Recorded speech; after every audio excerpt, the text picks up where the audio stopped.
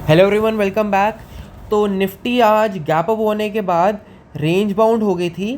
तो कल के लिए हमारा सेटअप जो है वो क्लियरली ये है कि अगर अपसाइड फ्लैट ओपनिंग के बाद अपसाइड मोमेंटम आता है, ब्रेकआउट 15 मिनट की चार्ट पर आ जाता है, तो हमारा जो टारगेट होगा वो इस रेंज का 1.5 टाइम्स हो जाएगा, जो कि अगर आप देखेंगे तो अप्रॉक्सीमेटली यहाँ पर 100 पॉइंट्स का है, तो 150 पॉइंट्स का हमें यहाँ पर मोमेंटम मिल सकता है। क्योंकि यहाँ पर अपसाइड अगर ब्रेकआउट आ गया तो जितने भी कॉल राइटर्स हैं उनके स्टॉप लॉस हिट होंगे और यहाँ पर नए कॉल बायर्स ऐड होंगे और साथ ही साथ पुट राइटर्स भी ऐड हो सकते हैं, जो कि वो अपनी इस रेंज के नीचे एसएल लगाकर थीटा डीके का पूरा फ़ायदा उठा सकते हैं।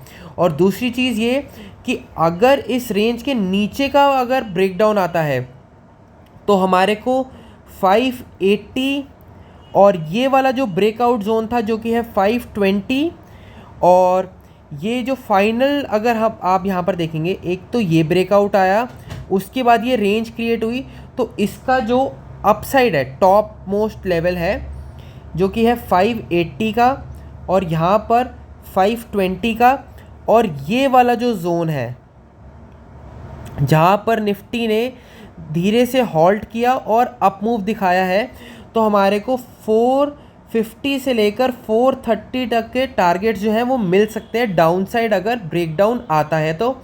और हम जो है अपना एसएल जो है इस रेंज का 50%, या तो हम इस रेंज के टॉप मोस्ट लेवल पे एसएल अपना ले सकते हैं, ठीक है।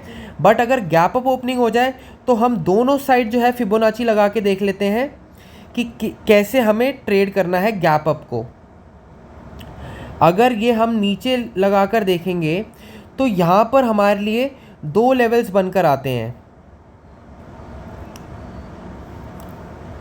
एक तो है 740 और एक है 750। 730 और 740 का मतलब हो गया कि अप्रॉक्सीमेटली निफ्टी 80 टू 90 रुपीज़ जो है गैप अप ओपनिंग हो जाए, तो हम यहाँ पर एक डोमिनेंट बेरिश कैंडल होगी, उसके नीचे अगर प्राइस जो है सस्टेन कर जाए तो उसके ऊपर का हम एसएल लेंगे। डोमिनेंट कैंडल का मतलब कुछ इस तरीके की कैंडल, अगर आप देखेंगे इस तरीके की कैंडल हो जाए या इस तरीके की कैंडल हो जाए, तो उसके नीचे अगर प्राइस सस्टेन करता है तो ऊपर का एसएल ले लेंगे हम। और जो टारगेट्स जो बनकर आएंगे हमारे वो आएंगे 700, और सेकंड टारगेट जो बन के आएगा वो हमारा आएगा 675, और जो हमारा ये लोअर मोस्ट लेवल है जो कि है 650। ये हमारे टारगेट्स बनकर आ सकते हैं एज़ पर फिबोनाची। और अगर मार्केट गैप अप ओपन होकर सस्टेन करके ब्रेकआउट दे दे तो इस जोन का जो है 50% अगर आप लगाएंगे 830 टू 750, मतलब 40 पॉइंट्स अगर आप और ले लेंगे तो अप्रॉक्सीमेटली आपको 780 तक का एक अपमूव मिल सकता है। तो 780 और 830 अगर यहाँ पर रेंज बनकर सस्टेन होना चालू हो जाए तो 780 टू 830 हमें टारगेट्स मिल सकते हैं। और अगर यहाँ पर गैप अप ओपनिंग होकर रेंज बन के ब्रेकडाउन आ जाए तो हम इस रेंज के ऊपर का एसएल लेंगे और टारगेट्स हमारे इन्हीं के हिसाब से होंगे। बट दूसरी साइड ये कि अगर हमें रेंज नहीं मिलती तो हमें देखना है प्राइस एक्शन।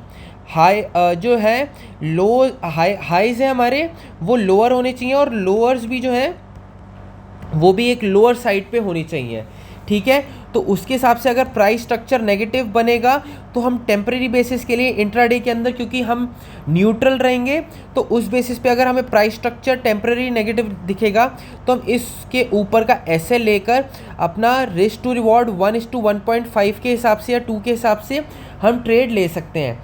बट अगर गैप डाउन ओपन होती है तो गैप डाउन के सिनेरियो के अंदर ये एरिया हमारा सपोर्ट का काम करेगा 580, 520 और जो है अप्रॉक्सीमेटली 450 टू 430। अगर यहाँ पर हमें सपोज़ इस एरिया के आसपास गैप डाउन ओपन हो जाती है निफ्टी, और अगर इस एरिया के पास एक डोमिनेंट बुलिश कैंडल कुछ इस तरीके से दिखती है, तो हाई ब्रेक होते के साथ ही हम जो है आज के जो लोएस्ट पॉइंट है वो हमारा फर्स्ट टारगेट बन के आएगा। सेकंड टारगेट जो बन के आएगा वो आएगा 702 का, और थर्ड टारगेट जो बन के आ सकता है 747 का। इसके नीचे का हम एसएल ले लेंगे।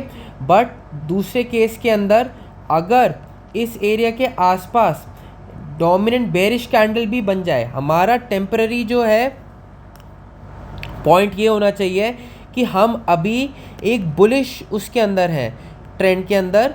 तो उसका भी अगर सपोज डोमिनेंट बेरिश कैंडल बन जाए, तो अगर उसका हाई ब्रेक होता है तो इट मीन्स टू से कि जो सेलर्स के जो एसएल हैं वो हिट हुए हैं, तो सेलर्स अपनी पोजीशंस को कवर करेंगे और साथ ही साथ बायर्स भी एक्टिवेट हो जाएंगे। ठीक है, तो इसके नीचे का हम एसएल लेकर हमारे टारगेट सेम रहेंगे। तो बस आज के लिए इतना ही। Please do like share and subscribe. Thank you.